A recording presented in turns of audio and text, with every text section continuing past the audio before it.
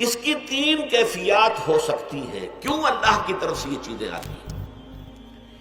سب سے پہلی شے ہے، اب وہ جو آیات میں نے سنائی تھی وہ سن لیجیے پہلے ترجمہ. سورہ تغابن میں فرمایا ما صاب من مصیبت الا باذن اللہ. دیکھو کوئی مصیبت تم پر نہیں آ سکتی، نہیں آتی مگر اللہ کے اذن سے. ومن یؤمن باللہ، اور جو شخص اللہ پر ایمان رکھتا ہو یہدی قلبہ، اللہ اس کے دل کو ہدایت دے دیتا ہے، اس کے دل کو سکون عطا کر دیتا ہے. وہ راضی برضائے رب ہو جاتا ہے، اس میں شکوہ نہیں رہتا، اس میں شکایت نہیں ہوتی، اس میں تلخی نہیں ہوتی. کیوں ہو گیا، کیسے ہو گیا، کیوں ہو گیا، نہیں ہونا چاہیے، نہیں دیتے. یہ سارا جو پیچ آدمی کھاتا رہتا ہے نا اندر ہی اندر، وہ جو پیچ کھا رہا ہے یہ سب پیچ سے نجات نہیں گئی. برو کشید سے پیچا کہ ہستمود مرا، چے اقدہا کے مقام رضا کشود مرا. یہ پیچ کھانا جو ہے، پیچا کے ہستمود، اس سے اللہ تعالیٰ نے مجھے نجات دے دی ہے مقام رضا کے ذریعے سے. کتنے بڑے بڑے عقدے میرے حل ہو گئے اس مقام رضا سے. چے اقدہا کہ مقام رضا کشود میرا، میرے تو بہت سے عقدے اس سے حل ہو گئے. اس حوالے سے ایک موٹی بات تو یہ ہو گئی، لیکن اب اس کو تین حصوں میں تقسیم کیجیے. پہلی بات یہ کہ یہ اللہ کی طرف سے آزمائش کے طور پر آتی ہے. آزمائش، میرا بندہ اس پر صبر کرتا ہے یا نہیں، یا میرے خلاف بکواس کرنے پر آمادہ ہو جاتا ہے.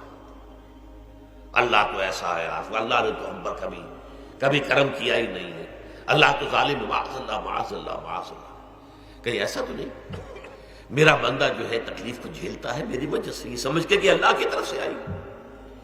یہ سب جو ہے یہ بہت بڑی کامیابی ہے اگر انسان کو حاصل ہو جائے. اور اس صبر کے نتیجے میں دو اور باتیں پیدا ہوتی ہیں. یہ مضامین علیحدہ علیحدہ دروس کے اندر آتے رہے ہیں، لیکن آج ایک نئے عنوان کے تحت جمع ہو کر آ رہے ہیں. پہلی بات یہ ہوتی ہے کہ یہ امتحان کا نتیجہ کیا نکلتا ہے کہ آپ نے ایک امتحان پاس کیا تو آپ کے اگلے درجے میں ترقی ہو جاتی ہے. 5ویں کا امتحان پاس کر لیا نا تو 6ٹھی میں جائیں گے. اب 6ٹھی کا امتحان پاس کریں گے تو 7ویں میں جائیں گے. 7ویں کا پاس کریں گے تو 8ویں میں. درجہ بدرجہ انسان کی دینی، ایمانی اور روحانی ترقی کا ذریعہ یہ آزمائش ہوتی ہے. جتنا اس میں صبر ہوگا، جتنا اس میں تسلیم و رضا جو ہے آپ حاصل کرتے جائیں گے تو آپ کے درجے بلند ہوتے چلے جائیں گے. آپ کا امتحان کڑے سے کڑا آئے گا، بڑے سے بڑا آئے گا، مشکل سے مشکل تر آئے گا. ایک وقت میں ایم اے کا امتحان بھی آپ کو دینا ہوگا.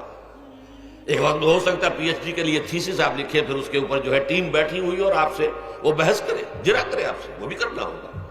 لیکن یہ کہ اگر پرائمری ہی میں فیل ہو گئے تو اس کا سوال ہی پیدا نہیں ہوتا کہ کبھی آپ ایم اے کا یا پی ایچ ڈی کا تھیسس بھی لکھیں. اور اسی کو دوسرے انداز میں کہا گیا ہے قرآن مجید میں وَلِيُبْلِيَ الْمُؤْمِنِينَ مِنْهُ بَلَاءً حَسَنًا. اصل میں ابلا کہتے ہیں، بلا یبلو جو ہے عربی زبان میں آتا ہے آزمانا. خلق الموت والحیات لیبلوکم ایکم احسن عملا. یہی معنی ابتلا کے میں، ابتلا یبتلی آزمانا. ابلا یبلی جو آتا ہے باب افعال سے، اس میں آتا ہے کسی کو کسی تکلیف میں ڈال کر اس کو نکھارنا، کہ اس کا جوہر نکھر جائے، اس کے اندر جو خیر ہے وہ اور چمک جائے، لوگوں کو بھی معلوم ہو جائے کہ یہ شخص اس مقام کا اہل ہے، اس کے اندر یہ صلاحیت ہے، اس میں یہ قوت موجود ہے. تو یہ گویا کہ اہل ایمان کی صلاحیتوں کو نکھارنے کے لیے اور ان کے درجات کی ترقی کے لیے بھی اللہ تعالیٰ دنیا کے اندر یہ مصیبتیں اور امتحانات جو ہیں آزمائش کے حوالے سے افراد پر بھی اجتماعی طور پر بھی لاتا ہے. اور ایک اس کا اور بھی ہے، اہل ایمان پر اس طرح کی ابتلا و آزمائش کی ایک نوعیت اور بھی ہے، اور وہ یہ ہے کہ جو بھی آپ سے غیر ارادی طور پر یا یہ کہ آپ نے کوئی گناہ ارادی طور پر بھی کر لیا، اللہ تعالیٰ اس کی سزا اسی دنیا میں دے کر آخرت کی سزا سے محفوظ کر دیتا. گویا کہ اس سے بڑا خیر کیا ہوگا؟ یہاں کی سزا کیا ہے؟ جھیل لی آپ نے، بخار آ گیا، ٹانگ ٹوٹ گئی، چلیے 3 مہینے آپ بستر پر پڑے رہے نا، اور کیا ہوا؟ کچھ نہیں. لیکن یہ کہ آخرت کی سزا ملتی ہے بہت عظیم ہوتی ہے. لہذا کفارہ بناتا ہے اللہ تعالیٰ ان جو بھی گناہ ہو گئے ہیں، غلطیاں ہو گئی ہیں، ان کا کفارہ اللہ تعالیٰ بندہ مومن کے لیے، حضور کی ایک حدیث ہے، اس کا متن مجھے اس وقت یاد نہیں ہے، کہ مومن کا معاملہ عجیب ہے، اسے کوئی تکلیف پہنچتی ہے صبر کرتا ہے، وہ اس کے گناہوں کا کفارہ بن جاتا ہے، اور اگر کوئی خوبی ملتی ہے تو اللہ تعالیٰ کا شکر ادا کرتا ہے، اس کے درجات بلند ہو جاتے ہیں۔ تو یہ معاملہ جو ہے اللہ تعالیٰ کی طرف سے بندہ مومن کے حق میں خیر، کہ در حقیقت اس کے ان گناہوں کی پاداش کہ جو اس نے یہاں کر لیے ہیں یہی دنیا میں دے کر دھو دیا جائے، پاک کر دیا جائے۔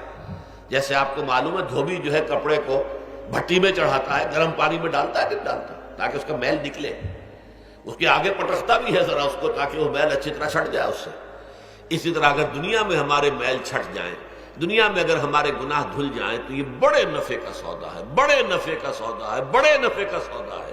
اس اعتبار سے آپ غور کیجئے کہ اگر یہ حقائق ہمارے سامنے رہے تو کیا کوئی تکلیف دنیا کی ہمیں بھاری محسوس ہوگی؟